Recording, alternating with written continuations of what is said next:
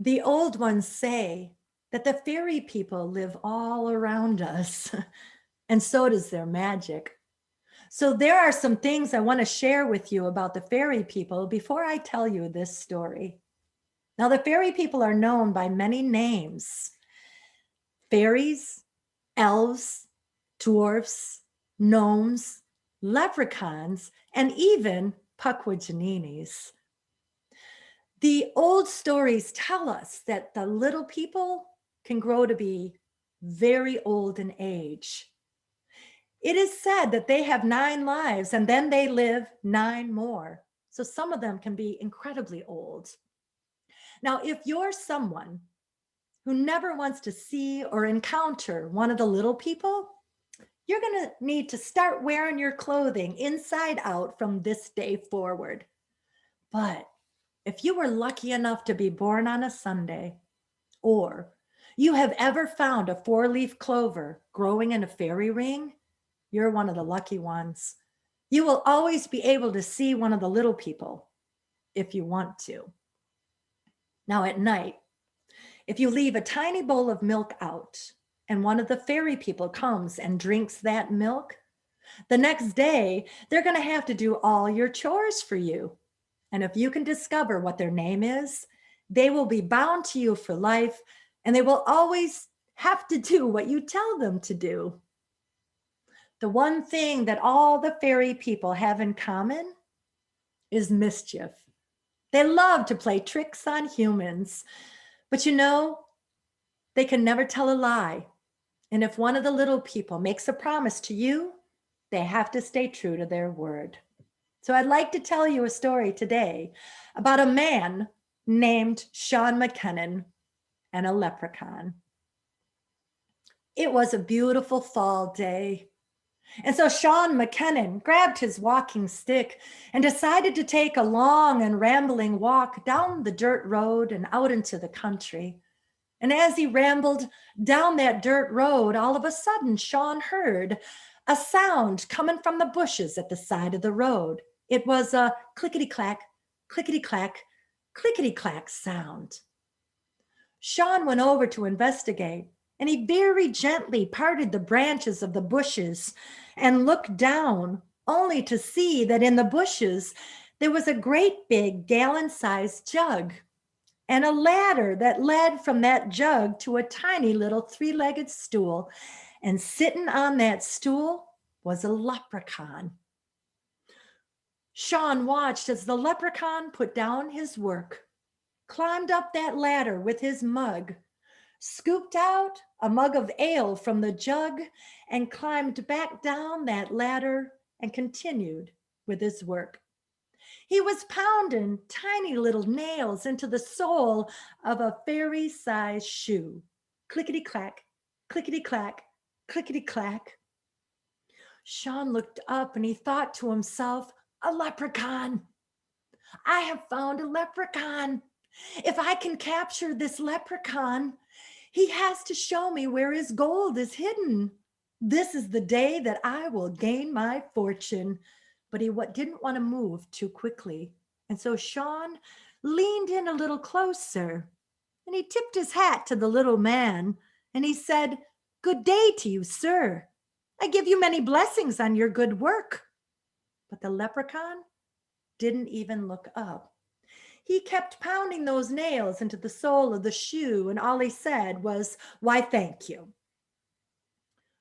Sean moved in a little closer and he said, "Why, it's a Sunday. You shouldn't be working on a Sunday, not a lovely Sunday like today."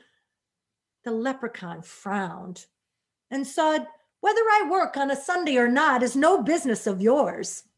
Instead of worrying about me, you should be worried about your father's cows, for they have just broken down the fence, and now they have gotten into the oats, and they're knocking down all the corn. The cows, the corn."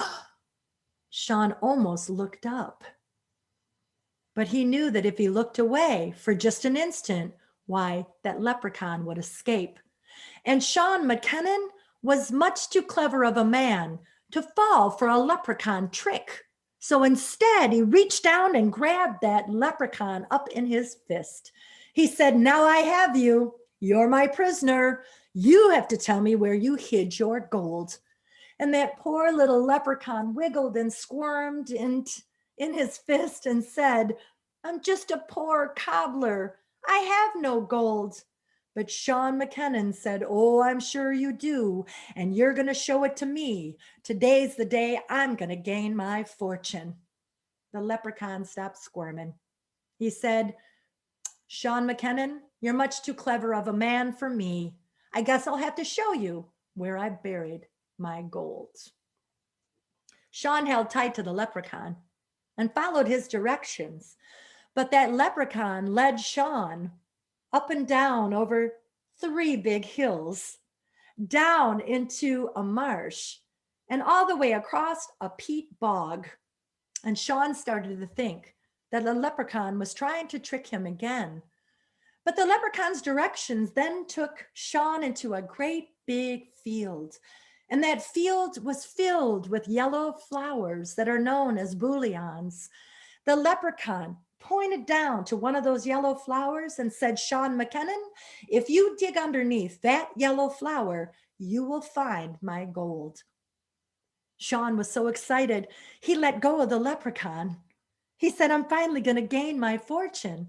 But then he thought, so many yellow flowers in this field.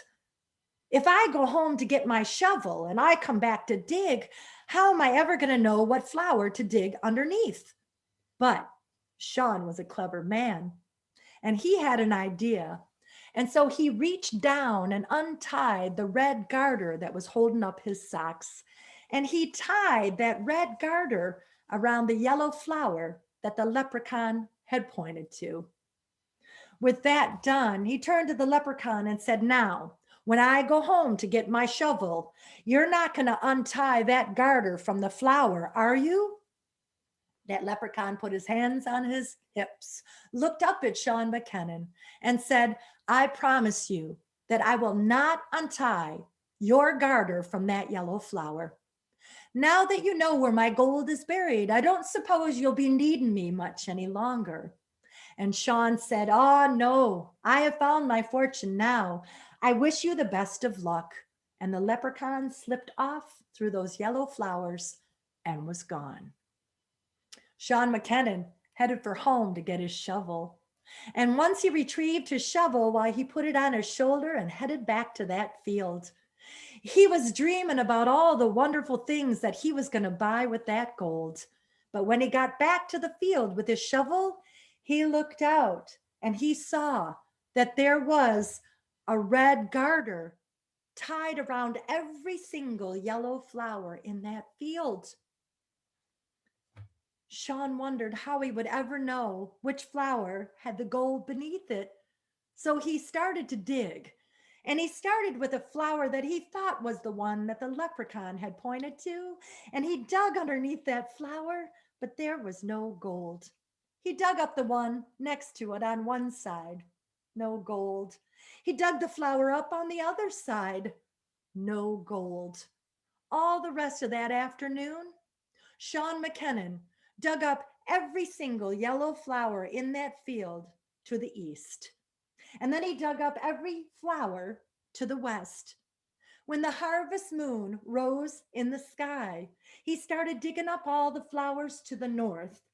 And when that moon had set in the sky, he had dug up all the flowers to the south. When the morning sun rose in the sky, why, Sean McKennon had dug up 200 yellow flowers, but he never found any gold. He headed for home with that shovel on his shoulder, and feeling tired and discouraged, why, he walked home. But as he went home, he decided something. And from that day forward, why, Sean McKennon carried his shovel everywhere he went. And he was always listening in the woods and in the fields and in the bushes for that familiar clickety-clack sound. Sean said, I'm much too clever of a man. So the next time I capture that leprechaun, that will be the day that I earn my fortune in gold.